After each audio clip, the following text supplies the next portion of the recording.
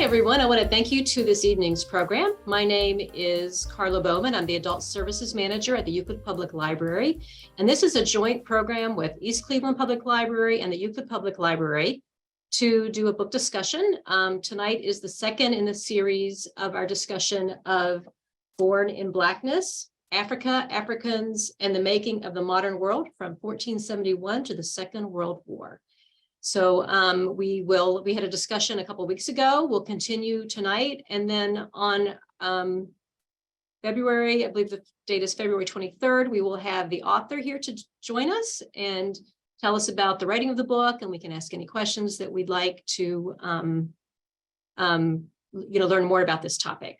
I just want to say a little bit about the author. Howard French is a career foreign correspondent and global affairs writer, and the author of 5 books. And I wanted to share a quote as introduction here about the book. And because I really think this is very indicative of how important this book is. So it says, what happens if we put Africa and Africans into the center of our thinking about the origins of the modern world? In this powerful account of 6 centuries of global history, Howard French takes us on a journey that effectively undermines many of the almost mythical narratives that we have been taught about the sources of Europe's strength, wealth, and modernity. Pushing back against a prevailing current of purposeful forgetting, French shows that Europe's great divergence would have been unimaginable without Africans.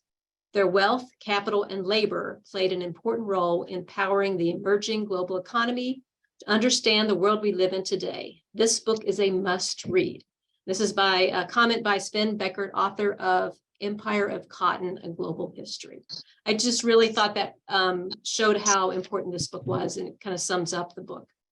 But I do want to thank everyone for joining us today, and we will just begin with sharing it for anyone, especially for anyone who wasn't here at the previous meeting. If you have any thoughts that you'd like to share about the book. Yeah, I would. My name is Carol Shahid, and I was so shocked. I've read about Mansa Musa and his traveling from West Africa across the Sahara Desert to Egypt, and he took so much gold with him that it upset the balance of I guess the money in Egypt for 10 years. What I didn't know was that you have kings in Europe that had not as much gold as he had. And they pardon me. They had the Black Plague, which had taken like 3/5 of the population, and they needed labor. They also didn't have the wealth. He wanted to project his image. He wanted to have the same type of image that the European kings had. So he travels across taking all this gold. Meanwhile, the Portuguese are watching him, and he has what they want. He has all these slaves, like 50,000 slaves traveling with him. He has all this gold, and he's trying to make an image of himself as important. But what he actually did was give European kings the idea of how to get slaves and how to get gold. That I never looked at it like that before. So that was mine, because they always like celebrate his trip across. I think he was from Songhai or Mali. I forget which one it was. And they always project like this was a real good thing. He was the richest man in the world. But in reality, down the road, it was not a good thing at all, because it focused then on Black people, where to get these slaves, the fact they got all this gold, how we're going to get this gold that he has. And then you have this shift as they're trying to get around Africa, Cape of Good Hope. I think it was Bartholomew VIII that circles, and how their focus changed from actually getting across to the Indies and it's focused more on trying to get this gold. And then eventually from the gold, they concentrate on the slaves. I never looked at it like that before. And I saw these cannons always in Africa, and I never knew at the African castles, the slave castles. And I said to myself, why do you have cannons?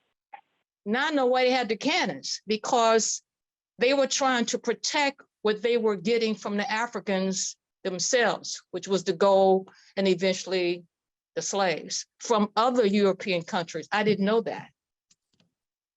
I do think there was tons of facts in here that are just really, really interesting. Did anyone else have something?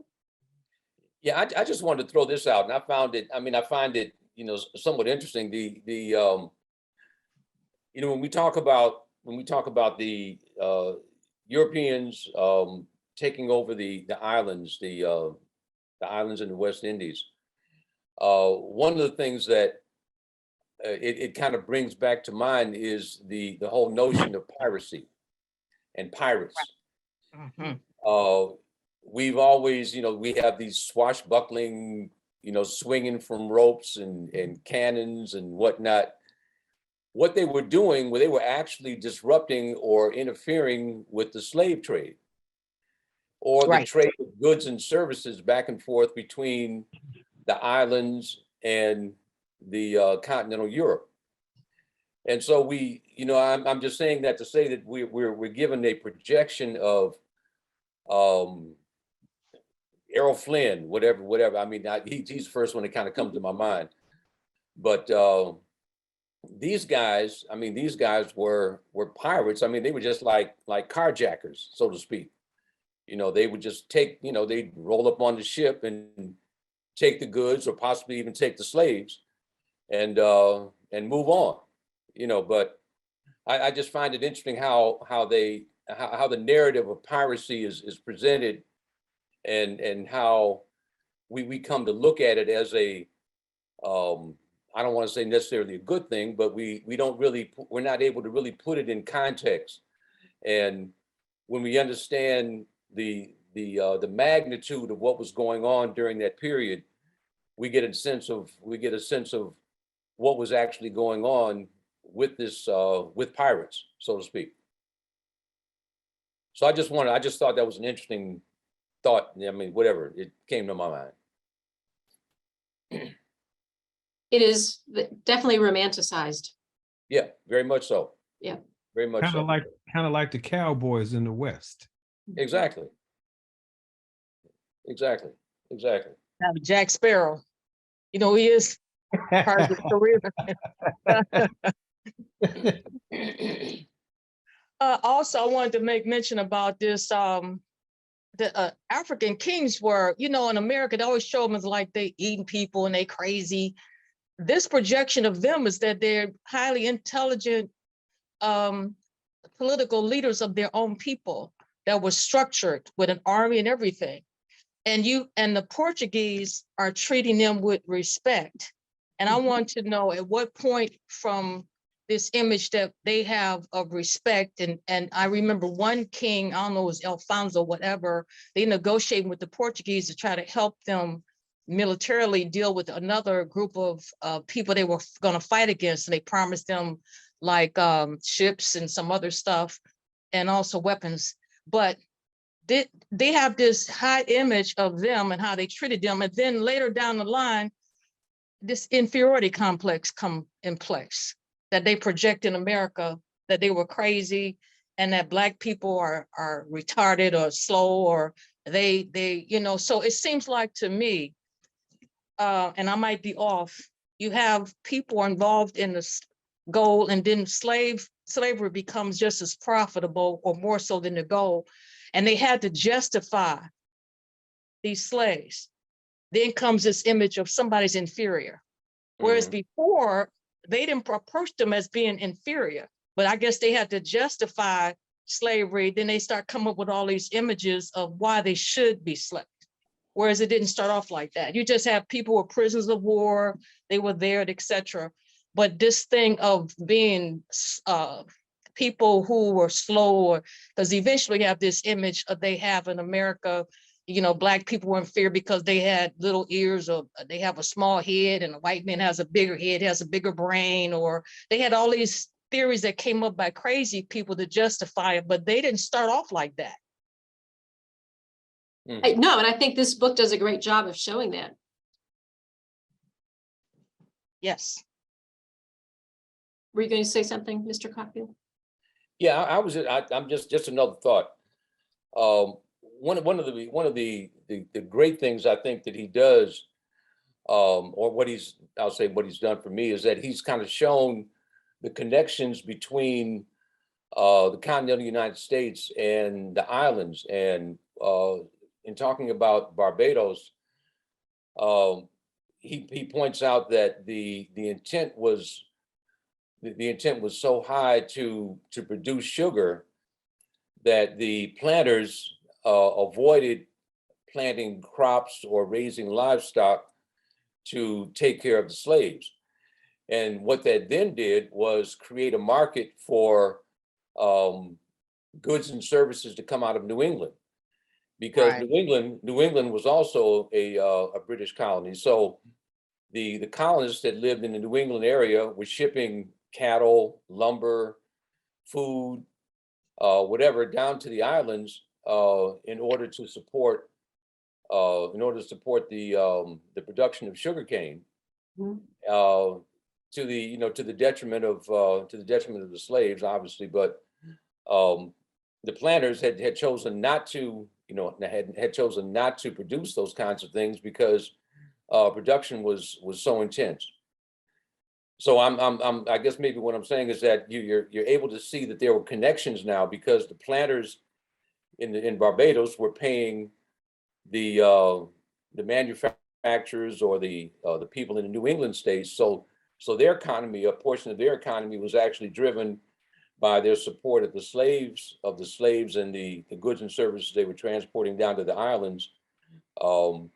So you're seeing this connection between all of these British colonies and British protectorates or what have you during this period of time. So England was making the money in 3 and 4 different ways.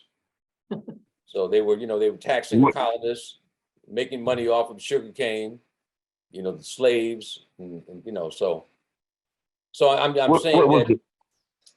yeah. Excuse me. What was the time period? The sugar cane. This is all the mid 1600s, 1700s. Okay. Yeah, because France got in right behind England. England had taken over Barbados, and then France came in, and somewhere in that period in the mid 1600s, they, I think it was Saint Dominique, which wound up becoming Haiti. So they stepped in, and France, on the strength of what was going on in Haiti, they began to catch England in terms of outputs of sugar and the importing of slaves. And Jamaica was in there as well. England or Britain, England had control of Jamaica. But it was all in the mid 1600s. This was all during the time that the United States was developing. 1619, I think they came. It was when? Yeah, well, 1619 was when the first slaves came to the United States. Oh, But 1619. Okay. yeah, Okay. but he's referencing time in between, say maybe from 1650 up through maybe 1700, when a lot of this was going on. So at that particular time, 1600s, 1619 and stuff, the colonies, particularly Virginia, they were doing tobacco, right? Right. Okay. Yeah, so they brought the slaves in. They brought the slaves into the United States or into the continental states to grow tobacco. Right. So you have like Europe. Go ahead. But no, you go ahead.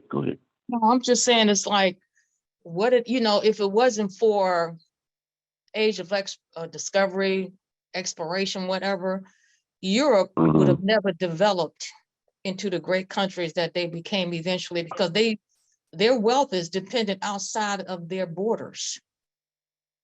And sure. you think about it, because even with the trade, they had nothing actually to give, but they went to India. I think it was the cotton, and Africans were good with the dye. And And of course, everybody wanted to go. So as they leave, they go to the, you know, to Africa, and then they go to the Americas. Their wealth would be totally different had they not came in contact with Africa itself. Mhm.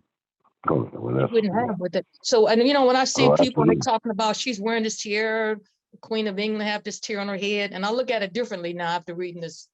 And I'm saying to myself, okay, they got the tiara, they got these diamonds. Where they get it from? All this wealth that they have came from the exploration of the other people's land, and what they were able to take from other people's land and actually develop these products from slave labor. Mhm. Mhm. So, you know, because they always talk about who's wearing what tiara and all that, and these different diamonds, how much, you know, well, where did they get it? Did they get it from Europe? No. And I'm thinking to myself, England, what made England better, and also Portugal? They had these ships that the Africans did not have. I think that's what I'm thinking to myself. That's the only thing that held the Africans back. They did not leave like other people did to explore and get whatever they needed. Africans started depending on them for certain things. Well, if I would just want to say something about that. Resource poor lands tend to have to leave in order to find resources. And so Right. they go into Africa and India and then the United States, what was the colonies, to find their resources. But Yeah. Africans do that. Yeah, that was their drawback. Right. Well, I think because they had so many resources in Africa, they didn't have that same, I don't want to use a negative term here, but it was almost like the English were starving. They had to leave. They had to find the resources to be able to survive. Where the Africans were like, we got water, we got food, we got gold, we got it all. So there was not this overwhelming desire to say, we got to go and conquer other people to get the resources. Right. But I will say, Carla, since you asked about the overall impressions of the book, as a librarian, I very much appreciate the notes section in the back. I very much appreciate, it just reminds me as I look at all the resources he used to compile this book, from newspapers, photographs, original letters that are still stored at museums and archives, how important our work is. Because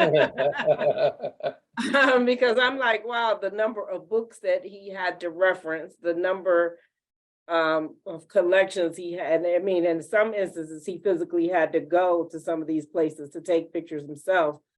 But you can tell the amount of interaction that he had with institutions like ours. So I did appreciate, I'll be honest though, the book was a hard read for me because I like nonfiction that reads like fiction, and his nonfiction reads like a textbook, a school textbook. Right. It was a harder read than normal. Mhm. Well, I just want to say welcome to the new people who've come in. If you have any general impressions of the book, feel free to speak up. I did have a question, and we kind of touched on this when you talked about the romanticizing of the pirates. And I feel like our history is full of myths. So is this unique to the United States? Any thoughts on that? Oh, there's a comment in the chat: slaves were not stolen and brought in people were. The naming or classifying of humans as slaves was done by those flesh peddlers. Africa moved around nomadically, lived where their resources were, and also gave the land time to recover and replenish these resources. Yes. Thank you for your comment. I'm trying to pull up the copy of the book that Jason Reynolds wrote, because he talks about exactly what you're talking about. You know, history is written by the winners, you know, and it's like, you think about, I think, you know, in high school, we learn about the different wars, World War I, World War II, the Vietnam War. But we learn about it from the American perspective. And so I remember when you get to college, you get into a little bit more advanced discussion, And that's where I was like, oh, wait a minute, it's a whole different perspective about the war, about the different wars. So I do think we all, as we are learning the facts, and even when I had the opportunity, I mentioned in our last discussion that I had the opportunity to visit Monticello, and when you are standing on the grounds and you're kind of looking around, you can kind of get a perspective that you wouldn't necessarily get from just reading the book or learning about it in the classroom. So I do think we have to approach these different histories with care because everybody's bringing their point of view of what happened, and it's going to be a difference. And if you are the winner, you want to make sure you tell that story, make it look good. Yeah. I believe the Jason Reynolds book that you're mentioning said that other countries don't do this as much, don't create these myths about themselves like Americans do. And I didn't know if there are any thoughts about that. But don't they, Carla? I mean, because I don't know. I've read some information from the Japanese perspective. Well, I guess I don't know if it's necessarily from the Japanese perspective. It wasn't I was reading it in English, so I don't know what the translation was. It wasn't like I was reading their language. So I don't know. But I just got the feeling that they did have a different rationale for why they were fighting. But then I guess if you look at Germany and their situation with the Holocaust, they try to be very honest about what happened. They don't try to sugarcoat it. And they're very intentional about teaching what happened. And I think they have laws against like Nazi propaganda, like no one is allowed to fly the Nazi flag. And they have there are some actual consequences. So if people try to portray the Nazi regime as something other than what they were, they're just like, no, that's not happening. So I guess you could be right, Carla. I know we got to get outside of America. You know, when I think about myths, I think half of United States history is myth, because they start you off in elementary school that George Washington never told a lie. He chopped down the cherry tree and then he told the truth and etc. That's a myth. That's something that never happened.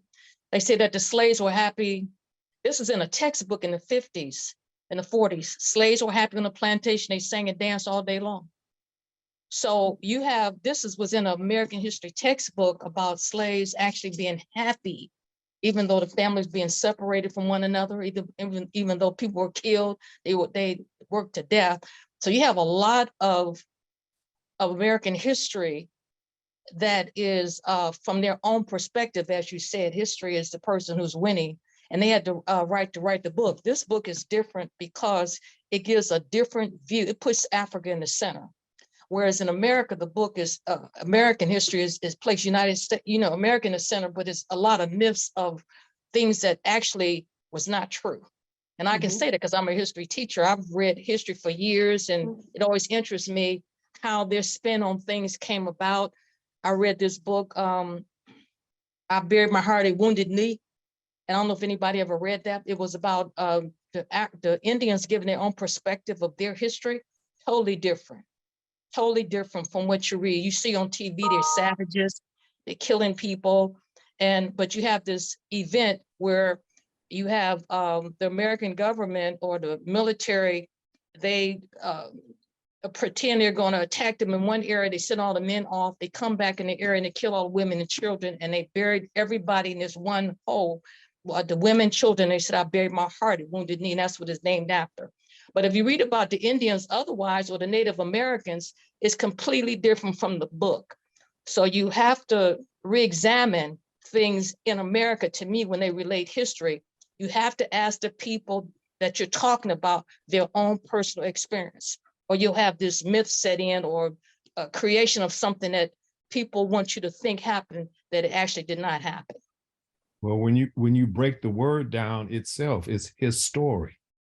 That's Right. his story. It is not an accurate reflection of events that actually took place in the founding of this country. And the more that you read and the more you find out, it becomes obvious why some of the southern states now are trying to prevent people from really hearing the true stories instead of this story. It was done intentionally. It's continued to be done, and it's the way that we live here in America. It is what it is. One of the things that was surprising to me that I found at some point in time, and I was interested in this history line of what you were talking about as far as the sugar cane and tobacco, and then when cotton became king in Mississippi, Mississippi was one of the richest places in the world because of the slaves and because of cotton. Mm-hmm. And so one day I went on Google because it was interesting to me as to how much cotton was grown in an acre. And this is just, I'm grown and I'm looking because I never thought about it. There's only about 600 pounds of cotton in an acre. A human being had to pick 300. So that means you had to pick half an acre of cotton in a day. So if a guy you see these pictures with a guy with his whole family out there. And so what the U.S. had done, or what the powers that be had done, they had broken down, how much cotton a grown man can pick, how much cotton a 16-year-old can pick, how much cotton a woman 21 can pick, when she would start picking cotton at 16. And surprisingly enough, it's on Google.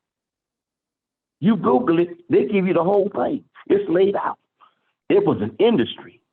And I'm like, wow, this is really surprising. So if you got to teach history and you got to teach American history, you got to teach that because that's how they came up. And that's how they become, because when cotton was king, and that's a saying, cotton is king. Cotton made more money than anybody in the world coming out of Mississippi. And what they did, they changed the kind of cotton they was growing to Mexican cotton because it was easier to pick and grew faster and better, and the slaves can handle it better. So I didn't want to stray too far from what we were talking about, but it's just, when you look at the historical thing, they went from cane to tobacco to cotton. And that's why the tobacco industry is so strong in the U.S. is because they helped build this country. They helped build this country. They was king before everybody else was. Between tobacco and between sugarcane and cotton was tobacco. And that's where Thomas Jefferson stands, So anyway, that's just, I digress. But it's interesting to hear, when you start talking about the history of this place, and how it is, how it really, really is, and what the meaning of it is. Because you got 4 million slaves that's primarily in Mississippi, and they worth more than the product that they're growing. They worth more than the product. There were a couple of things that you just mentioned. In talking about production, you have land, labor, and capital. Those are your major inputs. And when you have a system that's controlling labor and capital, capital to the extent that you're identifying these people as property. So now you're leveraging your finances against births, deaths, capabilities of production. So you're not only forcing someone to do the work, but you're now also he's now, you're collateralizing him as part of your operation in order to finance more and more production, more and more slaves. So and the other, there's another point that you brought up about being able to identify output. output per slave. Well, it just so happens I'm reading another book right now called Accounting for Slavery.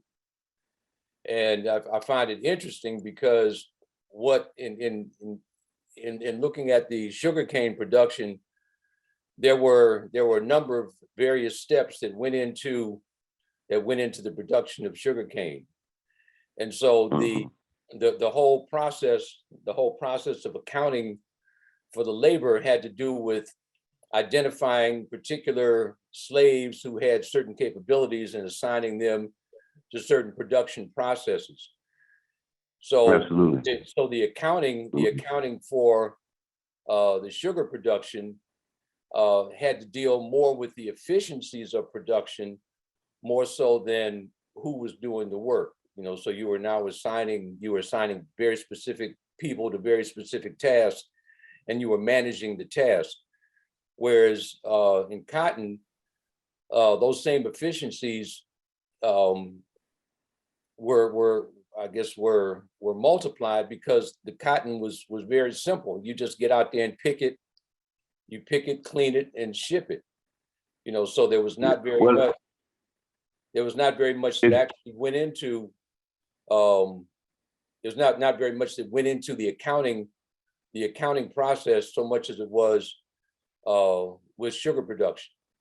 But the other part of it is the fact that all of the efficiencies and all of the record keeping that were developed in the islands from sugar production moved right into the South.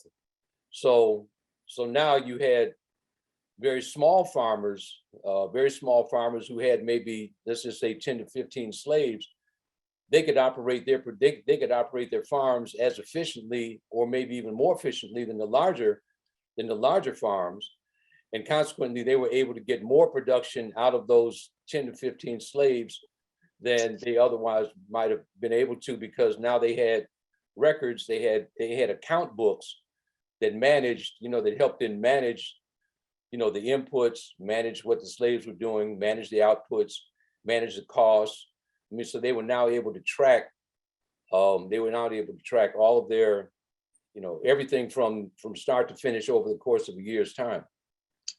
So I'm just saying all that to say that everything that was going on in the islands transferred into the South in all the efficiencies, all the trial and error, that all the stuff that they had worked out moved into the South and made their production of cotton and the production and sale of cotton that much more efficient, and obviously made America what it is today. Mm-hmm. Yes, because you got to remember, and when you think about it, they when they transferred, that's a lot of information. They just went from one ministry to the next. When they go from sugar cane to tobacco, and then they go into cotton. And when they got to cotton, you got a product. You got to figure that one male at 21 years old, at his peak of production, just like anything else, he's got to pick a half an acre. That's 300 pounds. It ain't but 600 pounds in an acre. Mm-hmm. That's getting that. Now, when you start teaching history, if you really want to teach history, you got to teach that. Because when you start telling somebody, talking about, well, this is how we came about, and this is how we made money, and this is how the cotton industry was, and it went from sugar, as you were describing, the efficiency and the inefficiencies and the mistakes they made in sugarcane transferred to the cotton industry. But you got some industries in Mississippi, you got some slaves, they had 200 slaves. You got a lot of them that didn't have that, but you got a lot of them that did. And they go to work. And they knew that when a girl got to be 13 or 16, she was no longer productive. So between her age of 5, that's why you see little kids in the field, and in 13, there was a certain amount of production you got out of a female. After that, you had to breed them. Because their cotton picking efficiency was going to drop off. And the other part of that is the fact that they had killed the slave trade. So now you have to. Oh yeah. Now you have to breed. You got to breed your labor. You got to. They You had gotta- breeding farms. Yeah. They had breeding Yeah. farms. They Yeah. farmed it just for breeding, and they were sold at birth, the babies. You know, and that's how you Yeah. have That this. was more also- efficient. Yeah, and also that leads to the formation of psychological Yeah. uh, tools to make them feel, because you born into slavery, you come from breeding farms, they get them little, they know nothing about Africa after that. And if you read Oh, them, no. if you remember Roots, when Kenta, he said he was African, and then the guy, forget his name, that was, he said, no, you a nigger, you a slave, whatever. They went from being Africans to being Negroes. Okay, and the Yeah. Negro knew nothing about Africa, because at that point you have the breeding farms and people breeding and moving them, and they sell them and made a profit off of selling babies. That was Chicken George, I think. Yeah. But you got Who more efficiency. was the- That's more efficient. You know, that's more efficient. If you're Yeah. gonna breed, if you're gonna have slaves, why would you bring them here when you're gonna have insurrection? You know, you ain't no need of doing that. You know, you might as well just breed them from The inside. slave trade ended. The slave trade ended, I think, in 1808. England passed a law that if they see any ship carrying slaves, they're going to take possession of the ship. And so you have people from America still trying to go to Africa, and if an English ship saw it, they would take possession of the ship. So what they did, if they saw an English ship approaching, they would throw all the slaves in the ocean.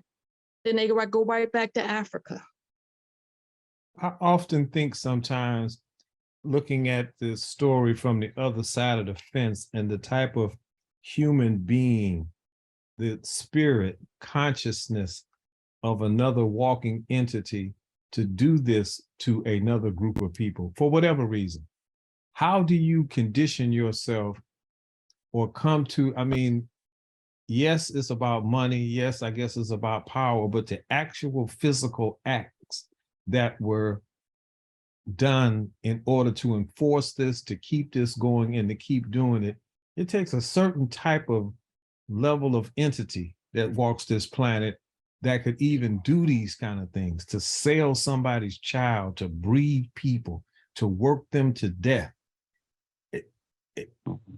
I think about that quite often, because somebody. I mean, is it that much different from now? I mean, the way that people are indoctrinated, educated, taught, the way that society is set up now, I mean, it's like you can almost see how it did happen, because how is it today that we have so many people, I mean, that are just learning this now as adults? How is it today that- Anytime you can take somebody's humanity away, then you can do whatever you want to do to them. You don't see them as human. They don't see them as having feelings or caring about their children or anything like that.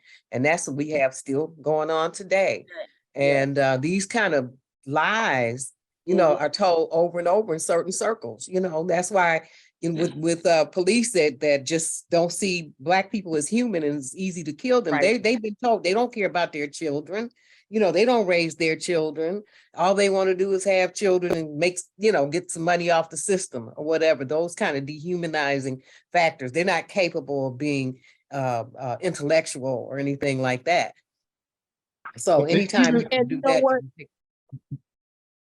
And this was also the restructuring how they think was sanctioned by the Catholic Church. It was okay. It was okay. At one place I read in the book talking about that, the Portuguese are very Catholic minded, and you have the group, they have sanctioned them to do what they're doing as being okay. So if you have a Catholic group, or you have the people that you think is that, God get their blessings from, the moral says compass. it's okay. Then they have the restructuring of how people see other people. If the church go along with it, it must be okay.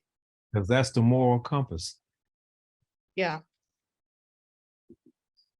And that was also, I saw one time a thing with Henry Louis Gates, and they were talking about how these people, some kind of Catholic university, United States, how they had slaves, and how they sanctioned the thing. It was okay to have slaves, and the Black people came later on and trying to get some kind of reparations for the descendants of these people that were there because they apologized. I don't know if anybody saw that. It was on Henry Louis Gates one time, Finding Your Roots or something similar. And basically the Catholic Church sanctioned it. Once they sanctioned it, it became okay. So people then can restructure how they look at other people.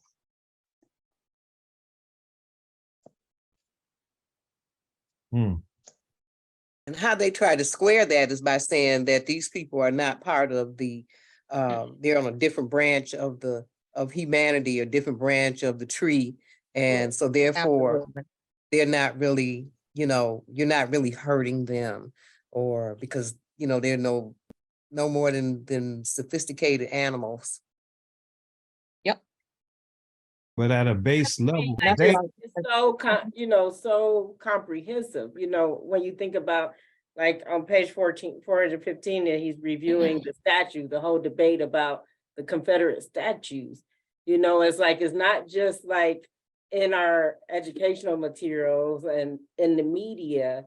You think when you go out and you see street signs, like like Ohio, it's mind-boggling that we allow the Confederate flag to fly in Ohio simply because Ohio was a Union state. It's mind-boggling that we allow street signs to be named after Confederate soldiers.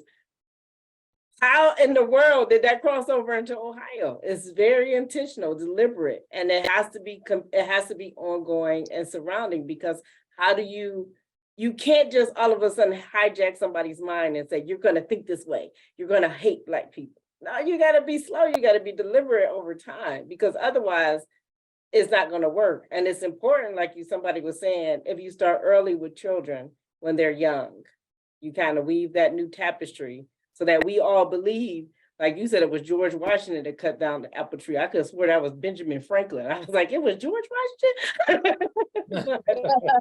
You start slowly with weaving these tales.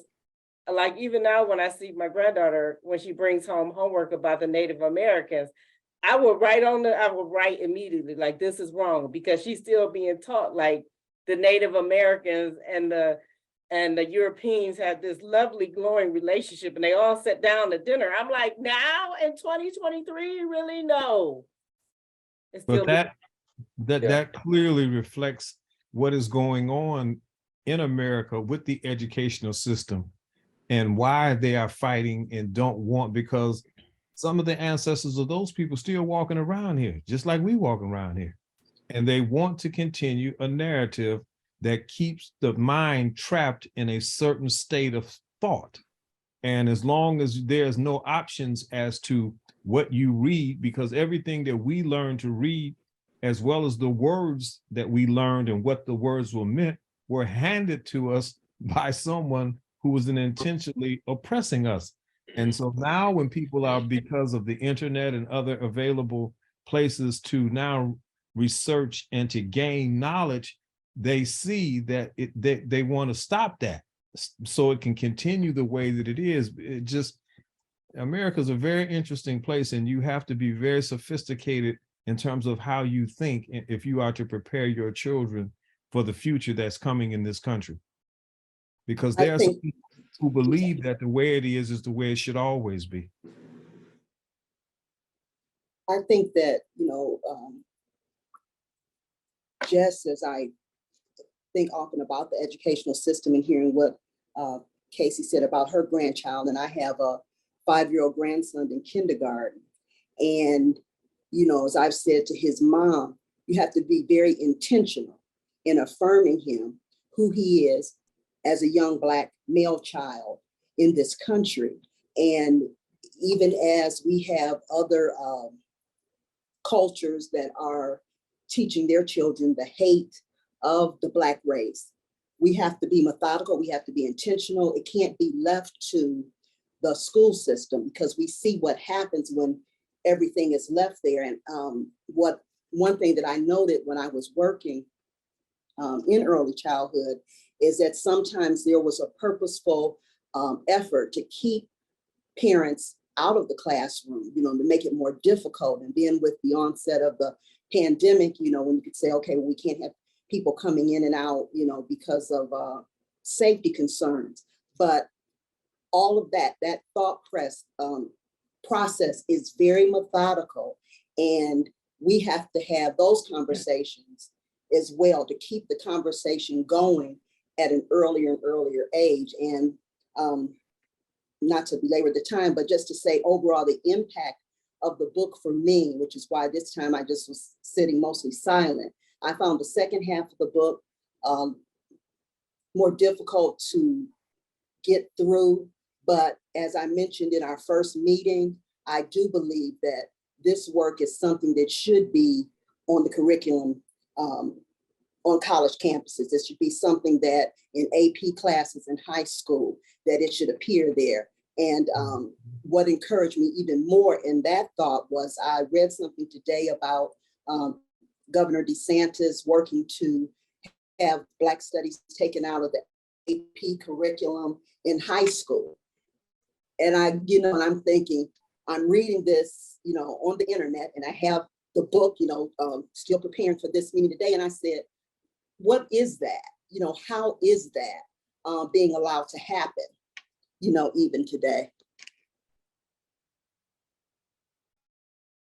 It's an erasure of history, of trying to erase the history of a people altogether. And if you can erase somebody's history, you can just go on and commit genocide, and there's nothing to say that who they were or how they existed or anything like that. That's why I think it's incumbent upon anybody who teaches history to just teach it in as many venues as you can, like on an Underground Railroad type of thing, passing it along. It's the History Underground Railroad, whatever, Well, but I literally think come to that.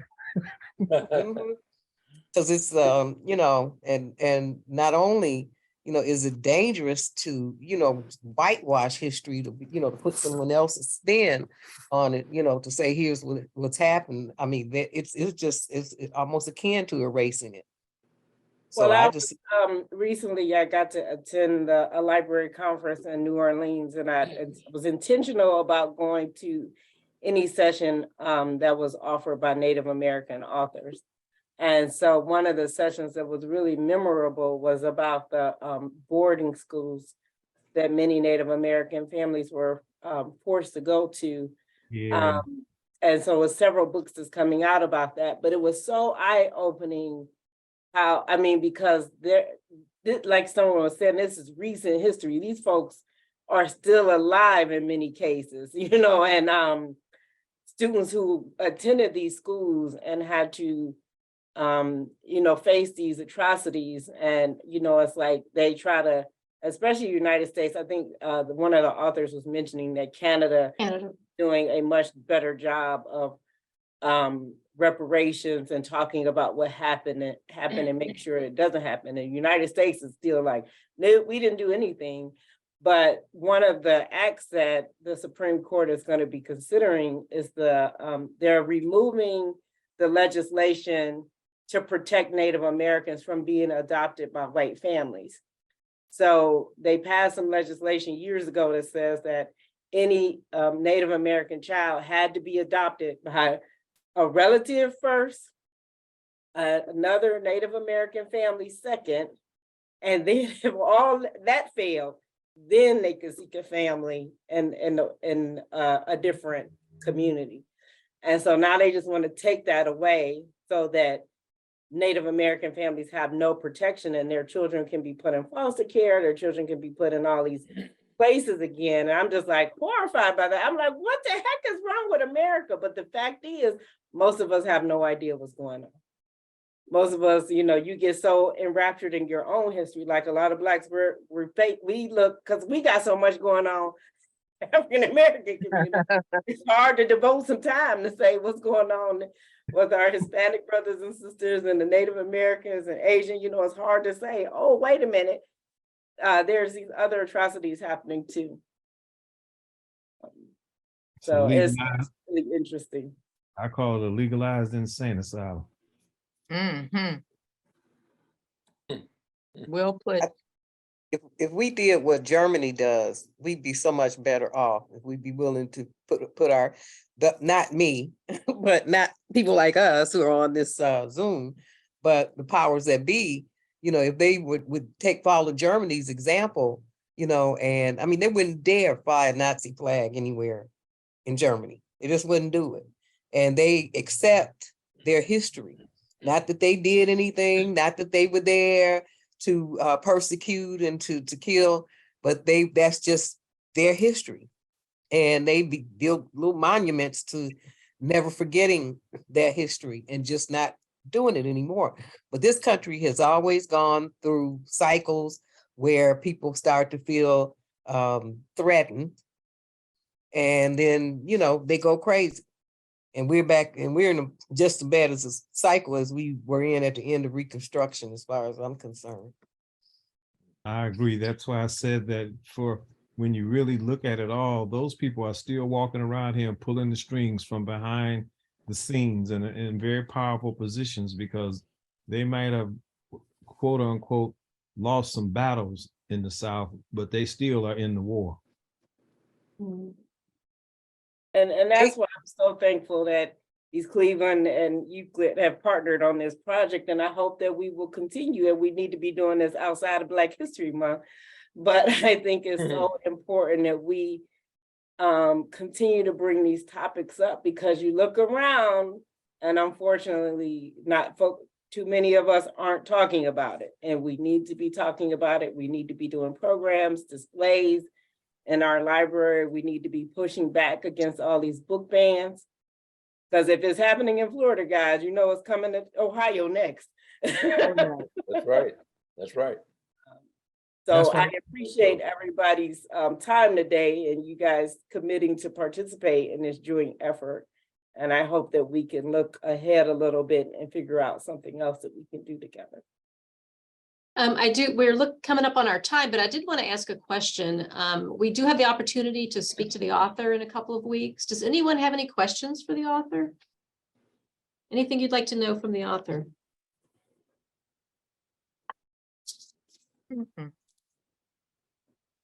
I want to know if he would be willing to loan us some of his photos for an art exhibit in our library. I'm just saying. It looked like the man took a lot of pictures. I think one thing I'd like to ask him is, I'd like him to talk a little bit more about what prompted him to start writing this book. He did a lot of travels, and so I really want to know how his travels kind of intersected with his ideas on how to, what did those prompt him to write this book? How did that work out? This is Marianne Harris, and I have several questions, but do you need the questions now? No. Okay, thank you. No. For the author. No. I would like to present them firsthand. Absolutely, Okay. You're absolutely welcome to do that. So. Carla, if you can ask him too for me, any of his thoughts on the African American Museum in DC, and if that museum had any impact or relation to the writing. I would like to ask whether or not he's been approached, or whether or not he's given any thought to writing this book in how do you say it? Maybe make it available, or make it more palatable by a high school student, as opposed to maybe college level. He did the adult version of Stamped Anti-Racist, and then Jason Reynolds did the more kid-friendly book. That's what I call it, kid-friendly. Yeah. Yeah, I think we need the kid-friendly version. They did that with Cast too. Yeah. Cast recently came out with a short, so I may actually be able to read it. Yeah. Really? Okay. This book is definitely on a college level. I'm a history major. And when I looked at the book, like you said, it's not as, you read fiction, so you flow. With this one, you have to think, and you slow down and put everything together. After I read the page, I go back and highlight what I did read and move on to the next. But This is definitely college level material. But it definitely needs to be in every high school. Right. Needs to, as you say, soften somewhat the presentation. Yeah. Because usually you read a book, it just flows. This one you have to say, okay, okay. Then you read it, and then after you read it for a while, it starts flowing. But it's definitely how you read a textbook, because I'm used to reading textbooks. So this is a textbook, basically. The questions is not there afterwards, each chapter, but it's definitely have a lot of information. It's put together like you would a textbook.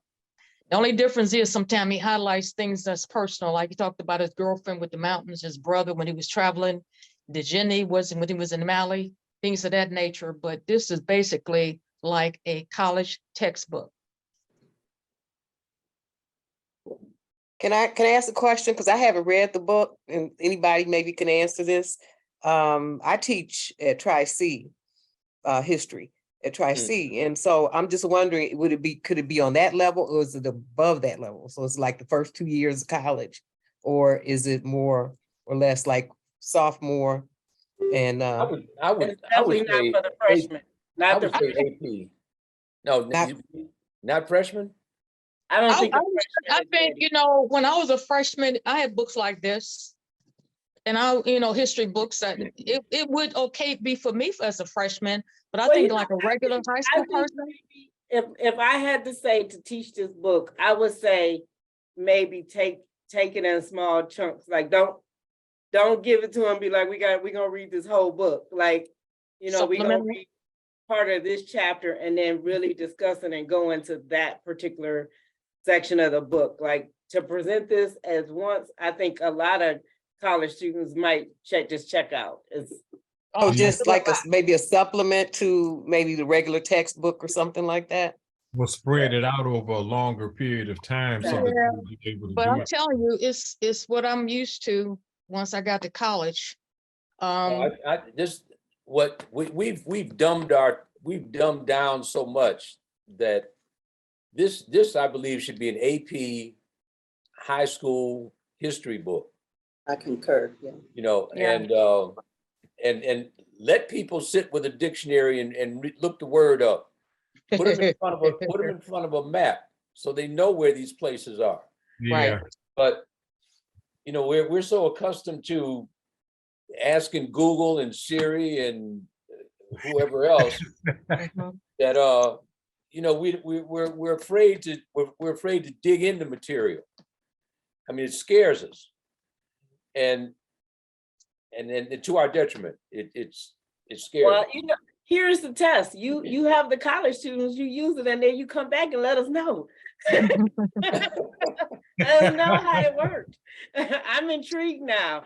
I think one thing that was mentioned in terms of breaking the book up into parts, I think that maybe for some classes, maybe assigning groups to 3 chapters and letting them present to the class and break it down that way, and then have a discussion, because at least that way you could start the discourse. I think doing it that way would, because it was a hard read, it really was. Some said I like for my nonfiction to read like fiction. I'm a part of that group.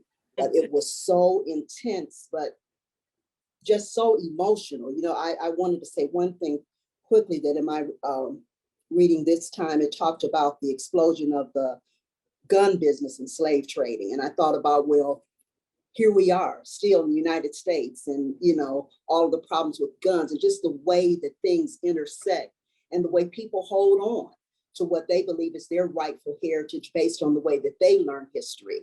Right. Yeah, it's a lot to digest, but it can be done.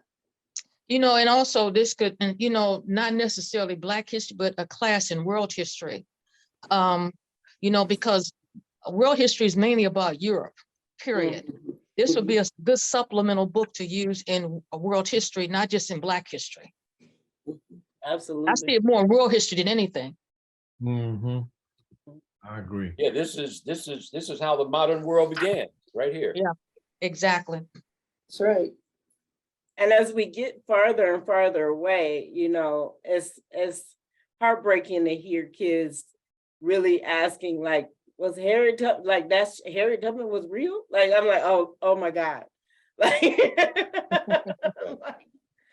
absolutely, she was a very much alive woman, so, but the further we get away from things, it's just like, you can't even imagine that certain things happen, it just seems like it's impossible. So thank you for being willing to bring this book into your classroom. Please let us know if you need some book sets. Oh, okay. I didn't, I could do that. We have Okay. extra copies. We have We extra can copies. save- We can save your kids some money.